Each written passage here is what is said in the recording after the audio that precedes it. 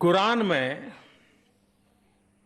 सबसे ज्यादा बार अल्लाह का नाम है, लेकिन अल्लाह के बाद पूरे कुरान में एक शब्द बार बार आता है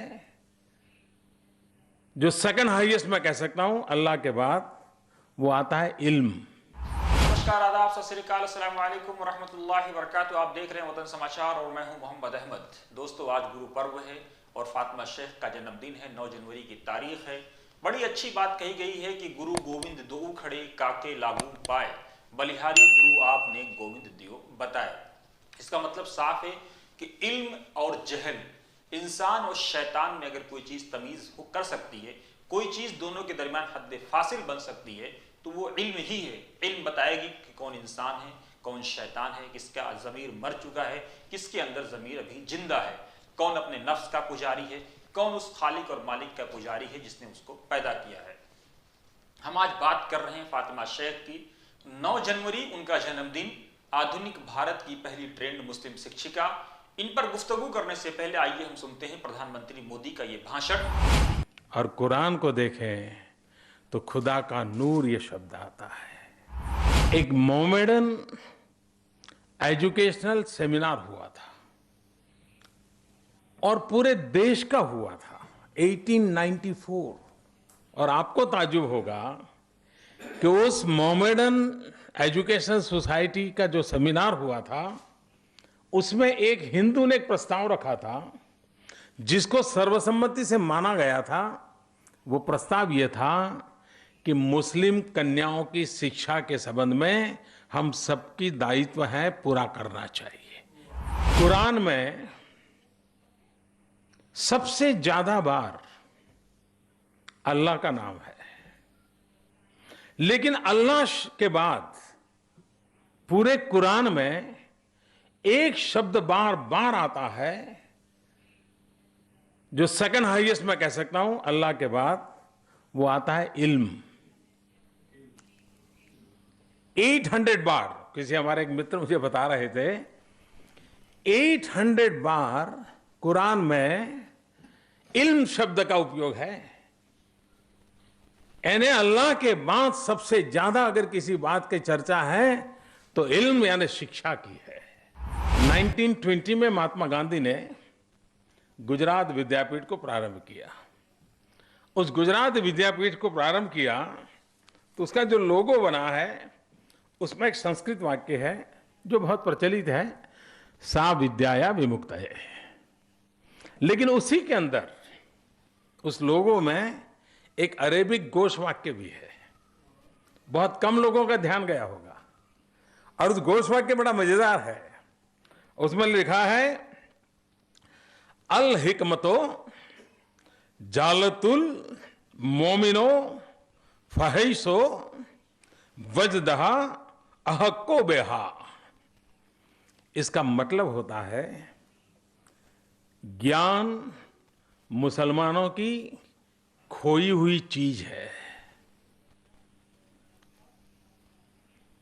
वो जहां से भी मिले उसको पाना ये मुसलमान का हक है। वीडियो के अंदर प्रधानमंत्री मोदी इस बात का उल्लेख कर रहे हैं कि कुरान मजीद में सबसे ज्यादा जिक्र अगर किसी चीज का आया है अल्लाह रब्बुल आलमीन के बाद, तो लगभग 800 मकामात पर इल्म का तस्करा आया है। प्रधानमंत्री मोदी हमको यह भी बता रहे हैं कि 1920 में गुजरात विद्यापीठ की जो स्थापना गांधी जी ने की थी, उसके लोगों में साफ लिखा हुआ है कि अल हिकमतु ज़ालतुल मोमिन हैसु वजदहा फहुवा अहक्कु बिहा। अब आप सोचिए, अबू हुरैरा रज़ियल्लाहु ताला अन्हु इस हदीस के रावी हैं।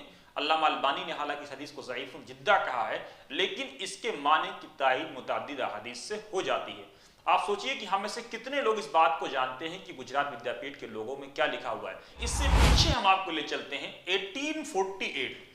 आधुनिक भारत की पहली मुस्लिम शिक्षिका फातिमा शेख, जिनको इतिहास ने भुला दिया। ये वही फातिमा शेख हैं जिनके भाई उस्मान शेख और खुद इन्होंने मिल करके जब सावित्रीबाई फुले और ज्योतिराव को उनके ससुर और उनके वालिद ने घर से निकाल दिया।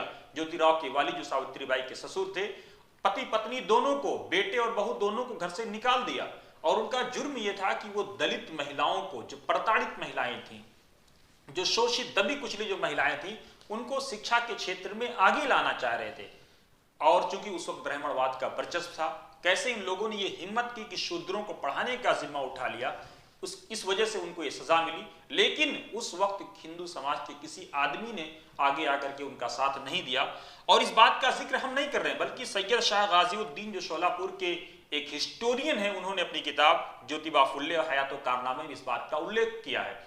वो आगे लिखते हैं अपनी किताब में कि उस वक्त जब उनको घर से निकाल दिया गया तो पनाह देने के लिए उस्मान शेख और फातिमा शेख आगे आए। 3 जनवरी को सावित्रीबाई फुल्ले का जन्मदिन था। आपने देखा होगा कि पूरे भारत में बड़े पैमाने पर प्रधानमंत्री मोदी से लेकर के पक्ष विपक्ष के तमाम नेताओं ने इस बात का उल्लेख किया, इस बात की जानकारी दी, सेलिब्रेट किया।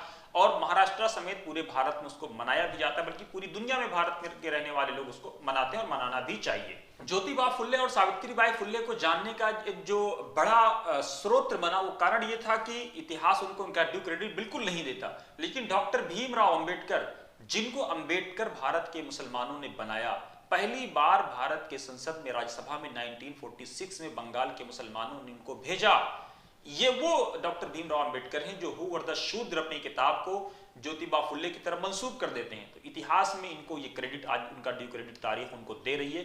लेकिन उस्मान शेख और फातिमा शेख को उनका ड्यू क्रेडिट नहीं मिल रहा है। अभी हम अलग अलग चैनलों पे, अलग अलग अखबारों में, अलग अलग साइट्स पे, अलग अलग ट्विटर और डिजिटल प्लेटफॉर्म पे ढूंढ रहे थे कि आखिर कौन लोग हैं जिन्होंने आज फातिमा शेख को उनके जन्मदिन की बधाई दी है। तो महाराष्ट्र के मंत्री हैं नवाब मलिक साहब, जो एनसीपी से आते हैं, राष्ट्रवादी कांग्रेस पार्टी से, जिन्होंने आर्यन खान के केस में एक बड़ा रोल प्ले किया, आप सब ने देखा होगा। उनके अलावा किसी ने भी फातिमा शेख को याद नहीं किया। अब आप सोचिए कि सर सैयद ने 1875 में मोहम्मदन एंग्लो ओरिएंटल कॉलेज की स्थापना की थी। आज पूरा भारत, पूरी दुनिया, अलीगढ़ के पढ़ने वाले सब लोग उनको मनाते हैं, मनाना भी चाहिए। उनके कॉलेज में 78 में इंटर की तालीम शुरू हुई, 81 में बीए की तालीम शुरू हुई, फिर 81 ही में सिविल सेवा में जो लोग इच्छुक थे उनको भी तैयारी करने का इंतजाम किया गया 1881। लेकिन अफसोस ये है कि सिविल सेवा में भी मुसलमान पिछड़ गए। आजादी के बाद, आजादी से पहले तक बेहतर हालत में थे। कारण जो भी रहा हो, लेकिन सच्चाई ये है कि पिछड़ गए। और 87 में थॉमस कॉलेज के सिविल इंजीनियरिंग जो रुड़की में है, वहां बच्चों को एमयू में तैयार करने का सिलसिला शुरू हुआ। लेकिन इससे पहले 1848 में जिस फातिमा शेख ने सावित्रीबाई फुल्ले के साथ मिलकर के स्कूल इस्टेब्लिश किया था, उनका कहीं कोई तस्करा नहीं मिलता है, कोई उनको याद नहीं करता है। तो दोस्तों, आज आइए हम इस बात का वचन लें, इस बात का अहद करें कि हम फातिमा शेख को उनका ड्यू क्रेडिट दिलाएंगे। तारीख में जो उनको भुला दिया गया है, उनको याद करने का प्रयास करेंगे। टूल मत बनिए, ड्रैग मत होइए, कंट्रीब्यूटर करिए तारीख को लिखने में, इतिहास के पन्नों को खंगालने में। आज सिर्फ फातिमा शेख को इस संघर्ष का कारण यह है कि महाराष्ट्र के उर्दू स्कूलों में कम से कम एक चैप्टर फातिमा शेख के नाम से पढ़ाया जाता है। मोमिनपुरा में वाकई फुल्लेवाड़ा जो मकान था उस्मान शेख का, फातिमा शेख का, उस मकान को फुल्लेवाड़ा बना दिया गया। ज्योतिबा फुल्ले, सावित्रीबाई फुल्ले और ज्योतिराव फुल्ले को याद किया जाता है। लेकिन आज भी उस्मान शेख का जिक्र वहां नहीं मिल रहा है, आज भी फातिमा शेख का जिक्र वहां नहीं मिल रहा है। बड़ी बात यह है कि महाराष्ट्र में जितने दलित आंदोलन हुए उसमें ओबीसी के लोगों को तो याद किया गया, दलित भाइयों ने, लेकिन वहां पर फातिमा शेख और उस्मान शेख को याद नहीं किया गया। याद रखिए कि कोई भी चीज सिवाय रिसर्च के, सिवाय मेहनत के आपको आगे लेकर के नहीं जा सकती है। यूट्यूब पर, सोशल साइट पर बैठ करके आप पक्ष के लोगों को गाली दें, विपक्ष के लोगों को गाली दें, उससे काम नहीं बनने वाला है।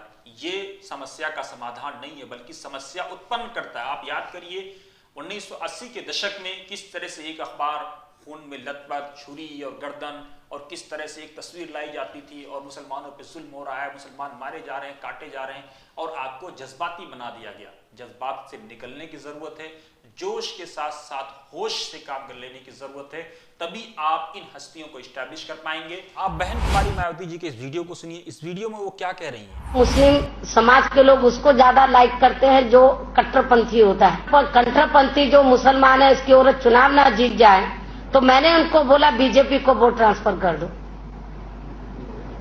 तो मेरठ के अंदर फिर जो सुल कास्ट के लोगों ने, मुसलमानों ने तो नहीं किया, वो तो कट्टरपंथी को गया। लेकिन मेरे कहने पर शेड्यूल कास्ट और बैकवर्ड क्लास का जो अपर कास्ट का वोट जो हमारे साथ में जुड़ा हुआ था, तो वो बीजेपी को हमने ट्रांसफर करा दिया, तो कहीं वो कट्टरपंथी जो है वो चुनाव ना जीत जाए। मुसलमान कट्टरवादी होते हैं, मुसलमान कट्टरपंथी को सपोर्ट करते हैं, इसलिए हमने अपना जो वोट है वो बीजेपी को ट्रांसफर करा दिया। आपने क्या किया? डॉक्टर भीमराव अंबेडकर को पार्लियामेंट भेजा। आपने क्या किया? सावित्रीबाई फुले और ज्योतिराव को जब लोगों ने उनका साथ छोड़ दिया था, तब आपने उनको मकान दिया, उनका स्कूल स्टैब्लिश करवाया, उनके साथ मदद की, हर सुख दुख में उनके साथ ही रहे।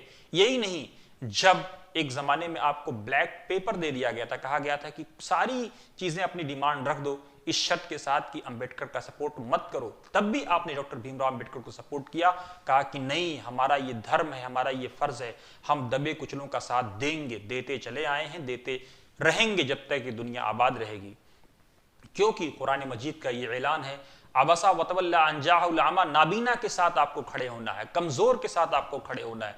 और अगर कोई आदमी, कुरान मजीद का ये ऐलान है, वइदा खातबहुमुल जाहिलून क़ालू सलामा, अगर नादान लोग आपसे डिस्कस करें, आपको छेड़ने का प्रयास करें, तो सलाम कह करके, उनके लिए दुआ करके गुजर जाया करो। तो दोस्तों, आपको यह फलसफा अपनाना है। ऐसे लोग जो आपको कट्टरवादी कह रहे हैं, जो आपको रूढ़िवादी कह रहे हैं या आपको टारगेट करने का प्रयास कर रहे हैं, उनके साथ ड्रैग नहीं होना है। वो आपको आपके रास्ते से रोकना चाहते हैं, खैर के काम करने से रोकना चाहते हैं, बल्कि कंट्रीब्यूटर करना है। याद रखिएगा, अल्लाह के रसूल ने क्या कहा था हकीम बिन हिजाम से कि हकीम, याद रखना कि ये हाथ देने वाला हाथ लेने वाले हाथ से ज्यादा बेहतर होता है। तो आपको इसी फलसफे पे काम करना है। मेरा पैगाम मोहब्बत है, जहां तक पहुंचे पैगाम में मोहब्बत को पहुंचाते रहिए। ख्वाजा मुईनुद्दीन चिश्ती और ख्वाजा अजमेरी के उस पैगाम को आम करते रहिए, जिससे लोग बिछड़ों का मिलाया जा सके, टूटों को जोड़ा जा सके और रूठों को मनाया जा सके। हमारी वीडियो कैसी लगी जरूर कमेंट बॉक्स में अपनी राय दें। साथ ही हमारे यूट्यूब चैनल को लाइक, शेयर और सब्सक्राइब भी करें।